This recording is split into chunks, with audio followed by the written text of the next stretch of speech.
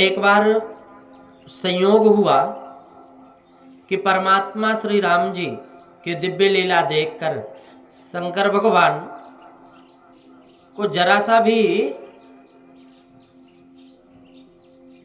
शंका नहीं हुआ, लेकिन माता पार्वती थी साथ में शंकर भगवान के, सती माता। तो माता सती के मन में थोड़ा विकल्प हुआ, थोड़ी शंका हो गई कि निराकार ब्रह्म जो है वो सर्वव्यापक है और वह नर है, नर के रूप में आकार में राम कैसे हो सकते हैं? जब भगवान है तो भगवान मनुष्य का रूप धारण कैसे कर सकते हैं?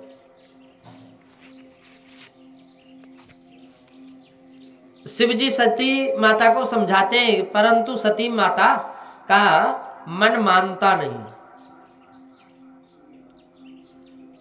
शिव जी और सती माता की यह दिव्य कथा है।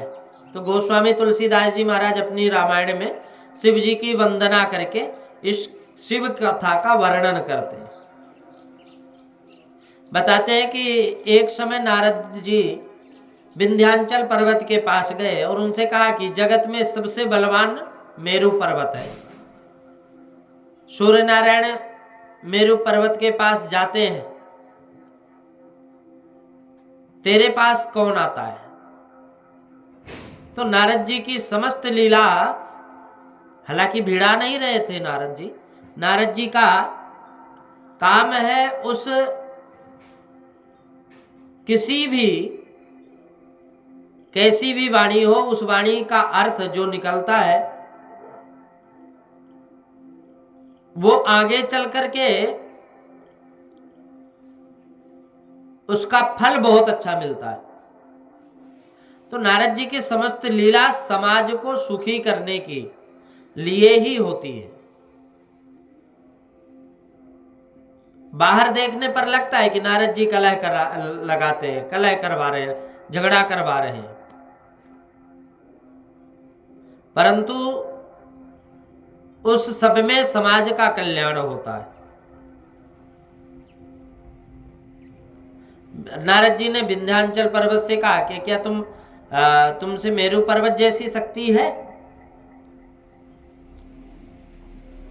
और तुझ में कुछ शक्ति हो तो तू भी बढ़ करके दिखा। विंध्याचल बढ़ने लग गया और वह इतना बढ़ गया कि सूर्य नारायण से जगत के एक भाग को प्रकाश मिलना बंद हो गया। सूर्य नारायण भगवान की रोशनी, धूप ही उधर नहीं जा रही, रोशनी नहीं जा रही, तो जगत में हाहाकार मच गया, सर्वत्र छा गया। क्या छा गया? भय, डर, शोक, शंका। उस समय देवता अगस्त ऋषि के पास गए। विंध्याचल अगस्त ऋषि का ही शिष्य था। तो अगस्त ऋषि उस समय काशी में रहते थे, शिव जी की तपस्या आराधना में लगे रहते थे। अगस्त ऋषि उस समय काशी में रहकर भगवान भोलेनाथ का साधना करते थे, आराधना करते थे। तो देवताओं ने अगस्त ऋषि से कहा कि तुम विंध्याचल को समझाओगे तभी वह मानेगा। विंध्याचल पर्वत को बढ़ने से रोकने के लिए अगस्त ऋषि को काशी छोड़ करके दक्षिण भारत जाना पड़ा। इससे उनको बहुत कष्ट हुआ। काशी में जीवन सफल होता है, मरण भी सफल होता है। कहते हैं ना कि मंगलम मरणम यत्र सफलम यत्र जीवितम, और मंगलम मरणम यत्र सही सासा मणिकर्णिकम। मणिकर्णिका मतलब जीव काशी में गंगा के किनारे छोड़कर स्वर्ग में जाता है तो कौवे हंसते हैं। कहते हैं कि ये मूर्ख है, गंगा किनारा छोड़कर काशी के गंगा किनारा की इतनी महिमा है, गंगा में स्नान करते हुए अगस्त मुनि के आंखों में आंसू आ गए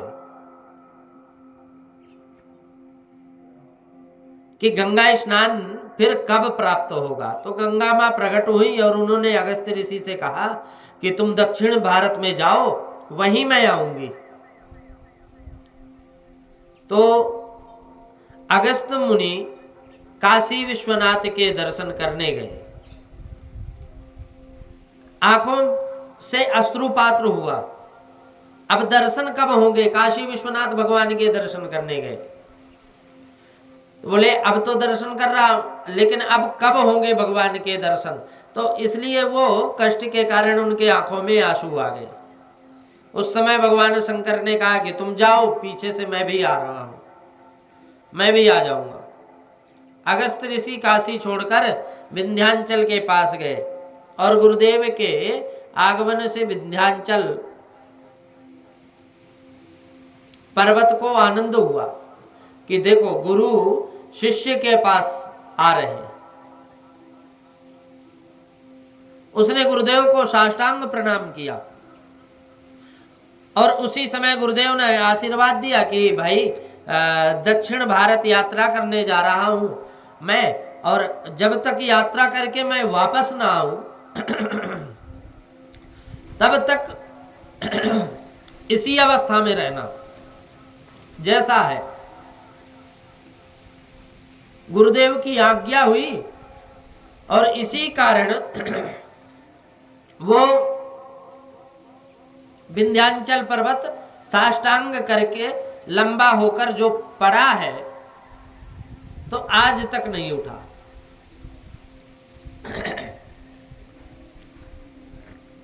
आज तक नहीं उठा। अगस्त मुनि दक्षिण भारत में मलयाचल पर्वत पर बैठकर भगवान शंकर का ध्यान करते हैं, पंचाक्षर मंत्र का जाप करते हैं, मन में गंगा मां का स्मरण करते हैं और भगवान भोलेनाथ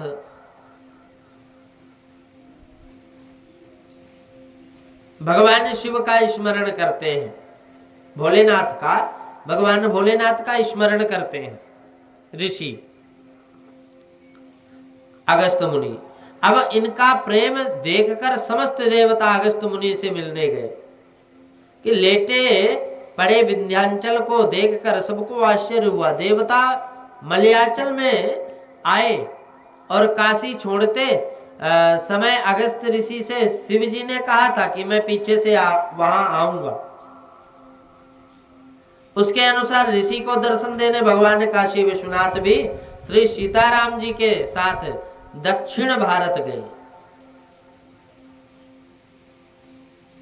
अगस्त मुनि बड़े अधिकारी, भगवान शंकर ने उनको राम मंत्र दे दिया, दीक्षा दे दी राम मंत्र की। अब संक्षेप में रामायण की कथा सुनाई तो अगस्त ऋषि को कृतार्थ करके भगवान शंकर सती माता के साथ दक्षिण भारत से वापस लौटते हुए दंडकारण्य क्षेत्र से वो जा रहे थे रास्ते से।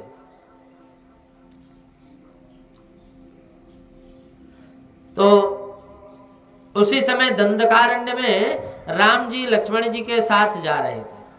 अब रावण सीता जी का हरण कर चुका था, सीता जी लंका में थी।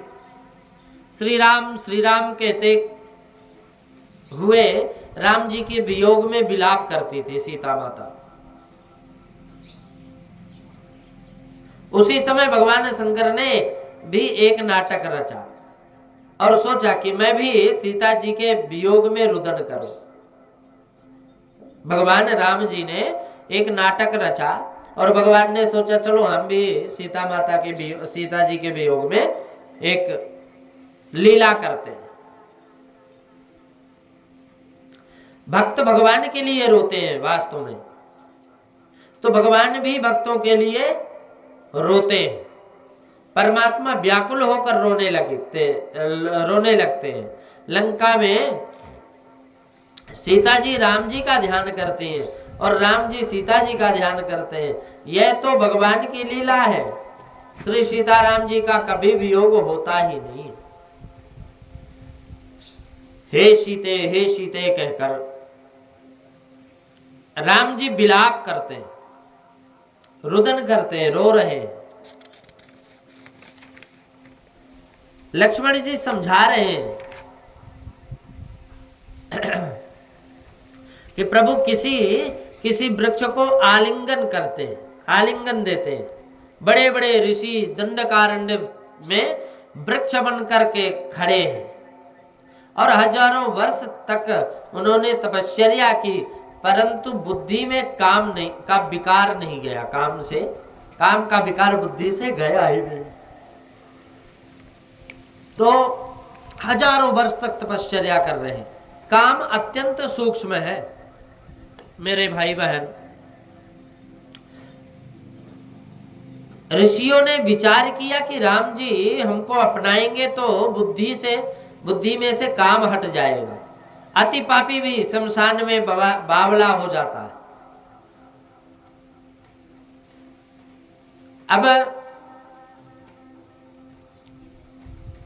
ऋषि दंडकारण्य में वृक्ष बने हुए सभी प्रकार का अभिमान छोड़कर परमात्मा से मिलते हैं और आगे ये जो लीला हो रही है भगवान ठाकुर जी की, श्री राम जी की,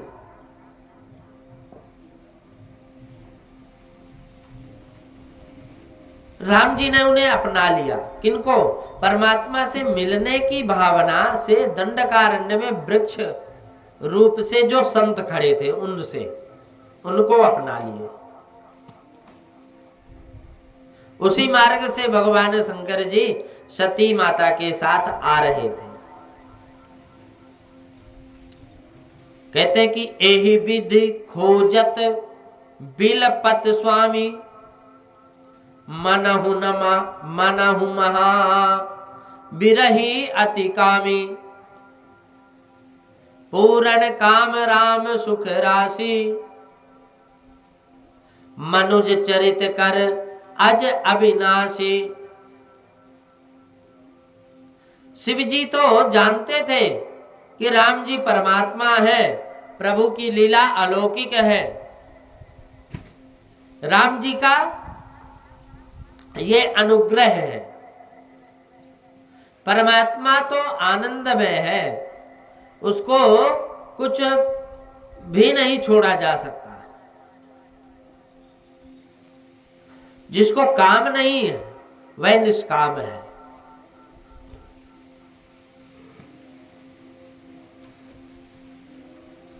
उद्देश्य के लिए ही क्रिया होती है, परंतु भगवान हम लोगों के लिए लीला करते हैं। कितनी बड़ी बात है। शिव जी तो जानते थे कि राम जी परमात्मा है, प्रभु की लीला अलौकिक है और लीला ही तो राम जी का अनुग्रह है। परमात्मा तो आनंदमय है, उसके कुछ भी करने को यह जीव ईश्वर को भूला हुआ है। भगवान तो जानते हैं, ईश्वर का अंश होने पर भी स्वरूप को भूलकर जगत का बन गया।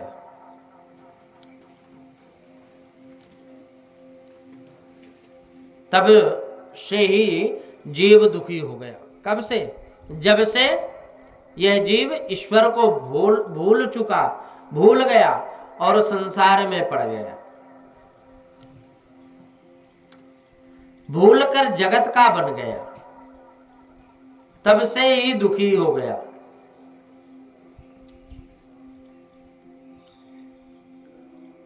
जीव को दुख से छुड़ाने के लिए, बिछड़े हुए जीवों का आकर्षण करने के लिए परमात्मा लीला करते हैं।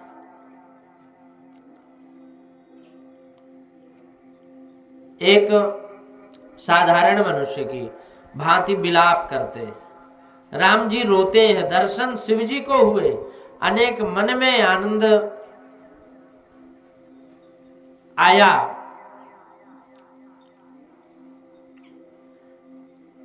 परमात्मा लीला करते हैं। परमात्मा कैसा नाटक करते हैं? जैसे लीला कर रहे हैं कि मैं यदि सन्मुख जाकर वंदन करूंगा तो मेरे भगवान को संकोच लगेगा। शिव जी वृक्ष की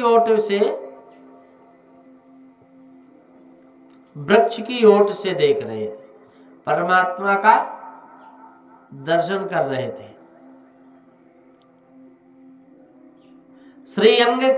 श्रीअंग में रोमांच हो रहा था, आंखों से अश्रुपात हो रहे थे, रो रहे थे, आंखों से आंसू बह रहे थे। और वो मन ही मन, बस मन में ही, शिव ने मन में ही जय सच्चिदानंद जग पावन, अस कहीं चलो न सावन, मनोज न सावन। जय सच्चिदानंद जग पावन, अस कहीं चलो मनोज न सावन। तो चले जात शिव सहित समेता, पुण्य पुलकित कृपा निकेशा। शिव जी ने मन ही मन में भगवान भोलेनाथ को जय सच्चिदानंद जग पावन,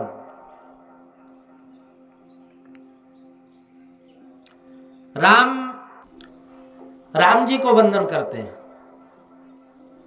भगवान भोलेनाथ। उन्होंने शिव जी से पूछा कि आप किसको प्रणाम कर रहे हो? अच्छा, शिव जी जब प्रणाम कर रहे थे ना, तो माता सती माता देख रही थी।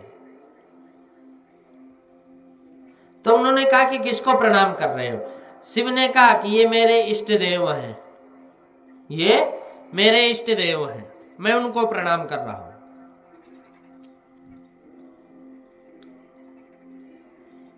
इनका दर्शन कर रहा हूं, अपने राम जी का वंदन कर रहा हूं, वंदन कर रहा हूं।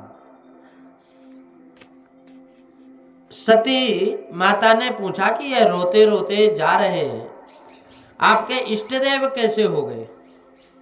शिव जी ने कहा कि हाँ, यही मेरे इष्ट देव हैं, ये मैं सब में विराजमान है, सब में विराजमान है, और ये परमात्मा है। सती जी बोली कि नहीं नहीं, ये तो धर्मात्मा है।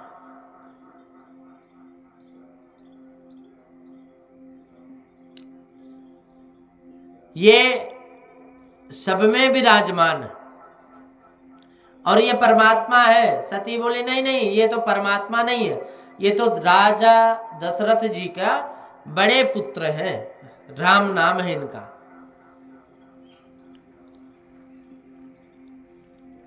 तो और ये रोते जा रहे हैं। शिव जी ने कहा कि देवी, ये तो नाटक कर रहे हैं, ये परमात्मा है, ये आनंद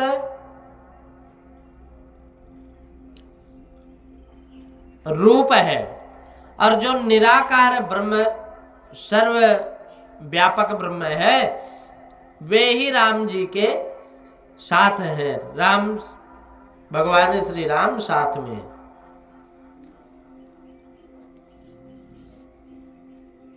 सती जी का आग्रह है कि निर्गुण निराकार व्यापक हो सकता है, लेकिन सगुण साकार व्यापक नहीं हो सकता। शिव जी महाराज, परमात्मा तो वो सती जी कहते हैं, सती जी को शिव जी कहते हैं कि परमात्मा तो आनंद स्वरूप है, आनंद स्वरूप है। शिव जी रो रहे हैं। शिव जी ने कहा रो रहे हैं, इसमें क्या हुआ? यह तो रोने की लीला कर रहे हैं। नाटक से कोई राजा भिखारी वेश बना करके जाए, नाटक में राजा का वेश भर कर के राजनी जाए तो वो कभी